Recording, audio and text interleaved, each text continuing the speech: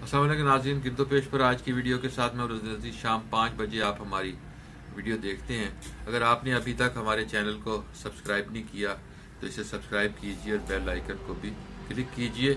आज आपको अपनी किताब अलग में से एक तेज़ हवा की गज़ल सुनाना चाहता हूँ कि इस मौसम में जब सर्द हवाएं चल रही हैं तो तेज़ हवा की गज़ल शायद आपको पसंद आए। कि एक लम्हे के लिए थम तो सही तेज़ हवा, एक लम्हे के लिए थम तो सही तेज हवा, है मेरे सामने तारीक गली तेज हवा।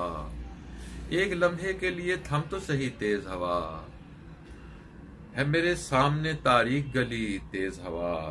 खुश्क पत्ता हूँ मेरी अपनी कोई राह नहीं, खुश्क पत्ता हूँ मेरी अपनी कोई राह नहीं।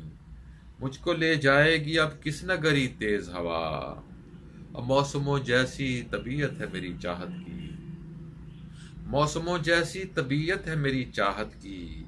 है कभी नरम सा झोंका तो कभी तेज हवा, और एक लम्हे के लिए देख सका था उसको, एक लम्हे के लिए देख सका था उसको।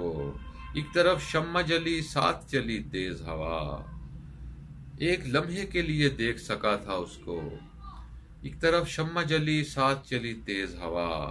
ये मोहब्बत का समर है कि लचक बाकी है, ये मोहब्बत का समर है कि लचक बाकी है।